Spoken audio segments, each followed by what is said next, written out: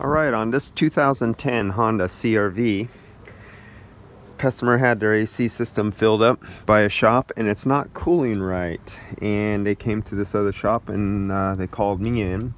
The first thing I do is I put it on the analyzer. That's really good. They have 100% refrigerant, but they're also contaminated with 5.8% air. Some people immediately go, wait a minute, what's wrong with your math? How can you have 100% and 5.7% air? Because they really don't consider air as a contaminant of the refrigerant itself.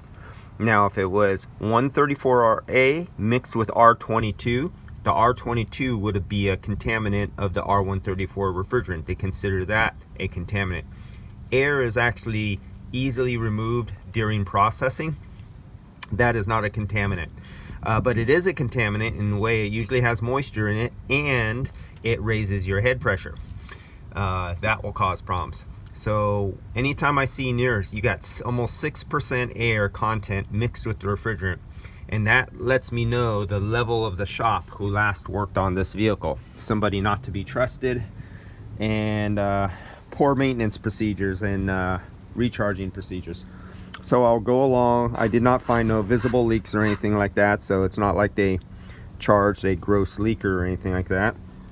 I'll hook up, I'll recover, weigh what comes out, and find out if they charged it correctly in weight, or maybe their machine was off, or maybe they were one of the circle jerks who used the little cans and they just guessed by tapping off.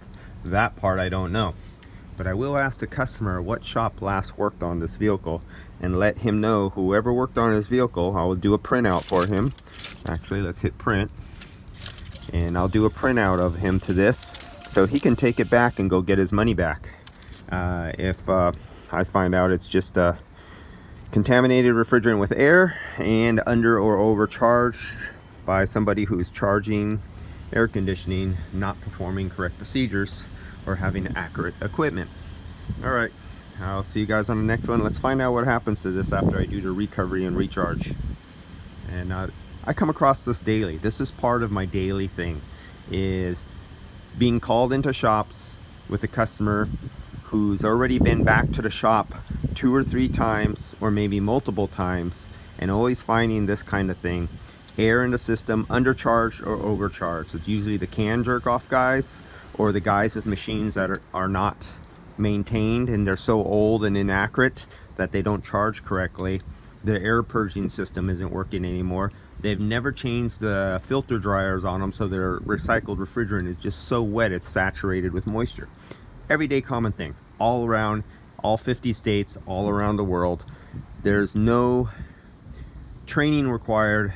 There's no rules, laws, or permits. Or the sad truth is, in the automotive industry, especially here in California, I could go down to the Home Depot parking lot, hire a dozen guys. My grandmother can go to City Hall, get a business license saying that she's an automotive garage. She could go down to the Bureau of Automotive Repair and she could get a permit for opening a business with nobody knowing nothing, and just start advertising, calling people in, screwing up cars, and just staying in business by BSing, and you can be an auto mechanical shop. How's that for a great government protection?